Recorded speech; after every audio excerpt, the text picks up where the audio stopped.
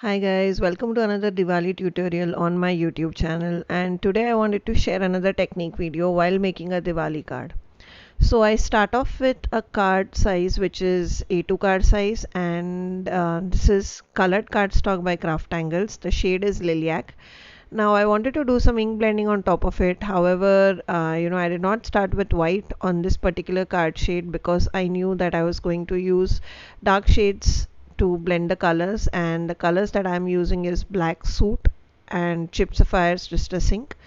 And I knew that there's not going to be any white in the card, so I start off with a colored cardstock. Now this is a good hack for those of you who want to do ink blending but want to get away with a lot of efforts of doing ink blending. So let's say if your card has a lot of pink in it and darker shades of pink, so light shades of pink and dark shades of pink, then you can definitely start with a light colored pink cardstock, and wherever the shading is needed you can add dark shades, so that will reduce your time a lot in ink blending. That's another trick I use whenever I want to do some ink blending. So now that I have covered the corners heavily with Black Soot, I move on to using Chipped Sapphire, and you can see that while bringing Chipped Sapphire or while doing the ink blending, I'm making sure that I bring some of the Black Soot inside.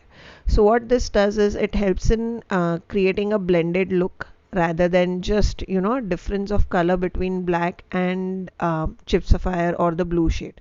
Now this is extremely important when you are working with black, because black is a very dark color. So if you don't do any ink blending in between, it may leave very stark difference between the two colors.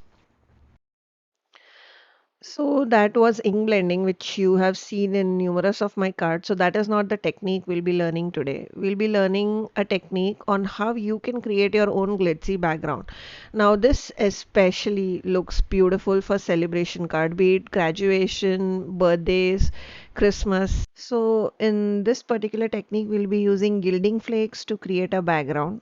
Now, fair warning that it is a messy technique. So, for the sake of the video, I'm doing it on my station and glass media mat. However, if you are doing this at home, I would suggest you take a cardboard box, an empty cardboard box, and do it inside that so you can contain the mess. So, what I do is I start off with an A2 card base, and I have cut my sticky back of the same size, and this sticky back is nothing but double-sided adhesive sheets by Craftangles. And here I'm showing you all the gilding flakes that we have. So these are all dual toned gilding flakes. So basically the last one which you saw was blue and silver, so it basically has both blue on one side and silver on another. So what I thought was, I wanted to create that whole colorful sparkle like background when the fireworks get blown in the sky. So I wanted to create like red, gold, red, silver kind of a background. So I thought these particular gilding flakes would be perfect for that because they are dual toned gilding flakes. So essentially on sticking the sticky back on top of the first half of our A2 card, I have converted it into a sticky layer. And now what I am doing is I am throwing in some of those red and gold gilding flakes, and I'm just patting them down on the top of the sticky back, making sure that it forms a layer, a thin layer of glitter on top of my card.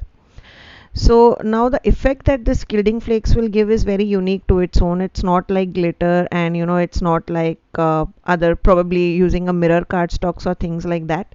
So it actually gives you that effect of that fireworks bursting on sky. So here you can see I've also added some gilding flakes of red and silver. So basically I wanted to use red as my primary color, and then I have added uh, gold and silver as an accent pieces, and then on top of this my sky will come, which is going to be blue and black, so it will give me enough contrast.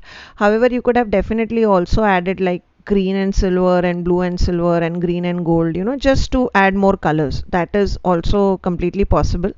In my particular case, I stuck to red, gold, and silver as the base for the gilding flakes. Now you can see what I have done is after adding, I've just rubbing it with my fingers, so that making sure that whatever is excess is removed and whatever is needed is stuck on all areas of my sticky back. So essentially what we have done is we have created our own multicolored glittery paper, which is very unique in its own. So now what I'm doing is I have actually die cut that fireworks die. So this is the new launch by Craftangles. This is our Diwali die set, which is fireworks. So as you can see, here is the background that I have created on that ink blended piece which we created at the start. And I have skipped the die cutting part because I have always shown that in most of my videos. So it's basically the same thing. So now once I add the tape to the back of the die cut piece, since it's a negative die cut that fireworks create. So if you would have seen my earlier video where I have created another card using this fireworks die, you would have seen that this does not create a positive die cut, rather it creates a negative die cut space, which is those effect of fireworks which is blooming on the paper. So on back of this, if I add this kind of gilding flake background, you will see that once I stick, it will give you a very unique view in itself. So it's so honestly I feel that this particular firework die is perfect for creating a scene, be it a graduation scene, again birthday scene, Christmas scene, any festival scene. So personally for me, the USP of this die is that it creates a negative space in such a way that you can create beautiful backgrounds as the backdrop of that die. So that is why you see me trying different ways. In this particular case, we are using gilding flakes. In my earlier video where I have used the same die, I have used foils.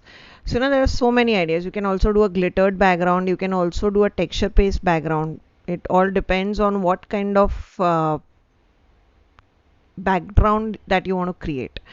So here you can see as soon as I have added that paper at the top, you can see that it literally looks like fireworks are bursting in the sky. That is because of the shades, the different shades of gilding flakes that were created using especially those dual toned gilding flakes that we used. Now here I am using another die by Craftangles. This is Happy Diwali die set. Here it basically creates a lot of small things, like it creates those Lakshmi ji feet, it creates Om, it creates Shubh Deepavali in Hindi, Happy Diwali in English. It also creates that Satya and things like that. So basically I think it is a set of 7 dies. So it creates 7 different things. It die cut 7 different things using the same die. In this particular case, I'm just using the Happy Diwali sentiment. So I have die cut it out of gold mirror cardstock. And then what I'm doing is just to create some contrast so that I can read that Happy Diwali easily on top of this busy background that we have created using gilding flakes and fireworks dies. I have used a red paper, so as to just to create a contrast and giving it a base while sticking the sentiment on top of a card.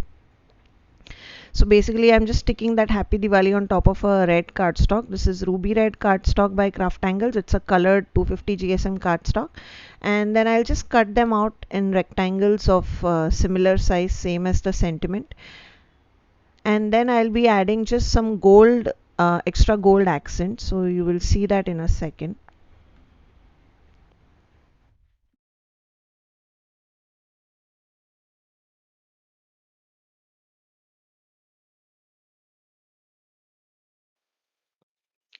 So here I'm adding some blue double-sided foam tape at the back of those rectangles that I have created out of the red cardstock.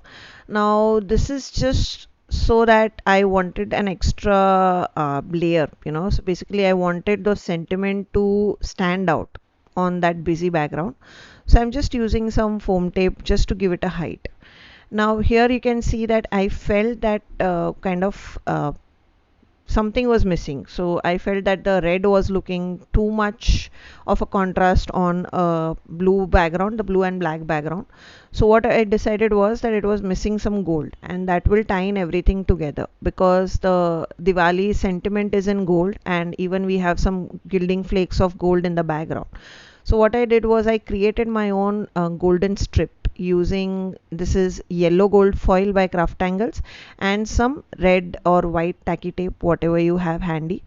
And then basically I have created my own gold accent piece, and I'll be using that thin accent piece to basically ground my sentiment on top of the card. So that way my gold is repeated again. If you see my previous cards, you know where I have spoken that the easiest way to make sure that your design works out is to start off with a couple of colors, be it 2 colors, 3 colors. If you are very new to card making, I would just start with 2 colors and then repeat those colors in various elements across your cards. So what that does is it balances out your design. So that is what I did essentially over here with gold and red, and it provides enough contrast as well as it balances out my design. So that was the card today. I hope you enjoyed and it was useful to you. I'll see you in my next video. Till then, take care. Bye bye.